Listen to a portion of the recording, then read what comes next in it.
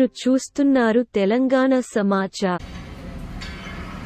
ఈరోజు ముందస్తుగా మహిళా దినోత్సవం వేడుకలు కరీంనగర్ డీసీసీ కార్యాలయంలో కరీంనగర్ డీసీసీ మహిళా అధ్యక్షురాలు కర్ర సత్యప్రసన్నారెడ్డి ఆధ్వర్యంలో ఘనంగా నిర్వహించుకోవడం జరిగింది.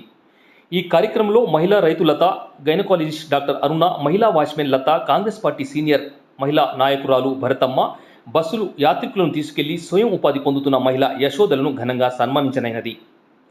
ఈ కార్యక్రమంలో సత్యప్రసన్న మాట్లాడుతూ మహిళలు విద్యావంతురాలైనప్పుడు మాత్రమే మహిళా దినోత్సవం సాధించినట్లుగా భావించాలి.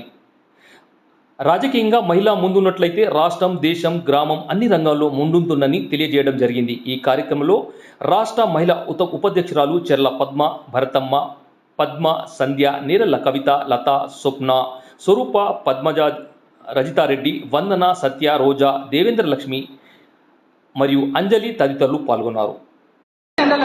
కానీ పూర్తి స్థాయిలో నేనే ప్రతిదీ కూడా చేసుకుంటాను. నా విధంగానే స్థానిక సంస్థల్లో గెలిచిన మహిళలు కూడా ముందుకు రావాలని ఈ సందర్భంగా కోరుకుంటూ, అదే కాకుండా మా కాంగ్రెస్ ప్రభుత్వం కూడా మహిళలకు ఎప్పుడు కూడా పెద్దపీట వేస్తుంది.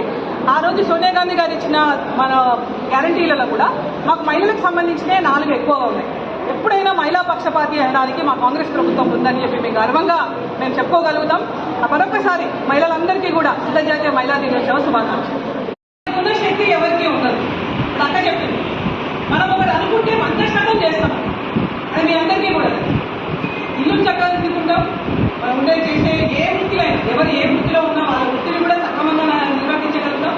ఈ విధంగా ఎమ్మంటేనే మల్టీ టాలెంట్తో కూడుతున్నది మహిళ.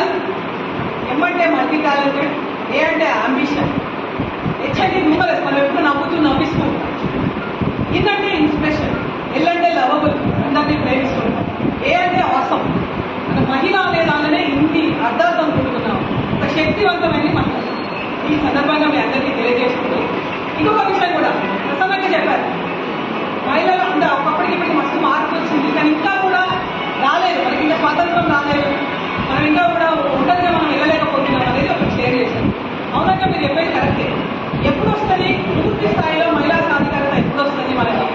మనము నిర్ణయాత్మకమైన మన హక్కులనే, మనం నిర్ణయాత్మకమైన మార్గాలని మనమే డిసైడ్ చేసినాం. ఓన్లీ మహిళలే డిసైడ్ చేసినప్పుడు మాత్రమే మనకి అవకాశం ఉంటుంది.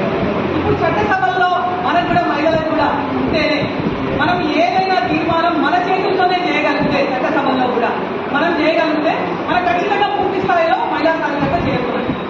మీకు ఎగ్జాంపుల్ చెప్తాను, నేను నాదే చెప్తాను. బయట స్థానిక సంస్థల్లో 50% రిజర్వేషన్, 50% రిజర్వేషన్లో మహిళలందరూ మనం నిలబడుతున్నాం, గెలుస్తున్నాం. కానీ ఇంకా భర్త చాటునే ఉంటుంది మహిళ. అయితే సర్పంచ్ కానివ్వండి, ఎంపీటీసీ కానివ్వండి, ఏదైనా కానీ ఇంకా మహిళలు భర్త చాటునే ఉంటుంది. కానీ 50% రిజర్వేషన్ ఉన్నప్పుడు కూడా నేను జనరల్లోనే గెలిచిన. అయితే ఎంపీటీసీగా 5 సంవత్సరాలు జనరల్నే గెలిచిన, సర్పంచ్గా జనరల్నే గెలిచిన.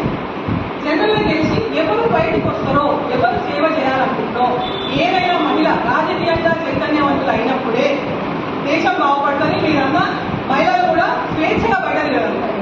ఇప్పుడు ఇక్కడికి వచ్చిన మహిళలు ఉన్నారు, ఒక్కొక్క మహిళ 10 మందిని మోటివేట్ చేయండి, రాజకీయాన్ని ఇంకా ముందుకు రమ్మనండి. స్థానిక సంస్థల్లో మనకున్న రిజర్వేషన్ మనం తీసుకొని ఉన్న వాళ్ళు, గెలిచిన వాళ్ళు వాళ్ళే ఉండాలి. ఇంకా భక్తి చాటుకున్నంత వరకు మనం ఎప్పటికీ కూడా ఇంతే ఉంటాం. కాబట్టి మహిళలందరూ కూడా రాజకీయంగా చైతన్యవంతులు కావాలని సందర్భంగా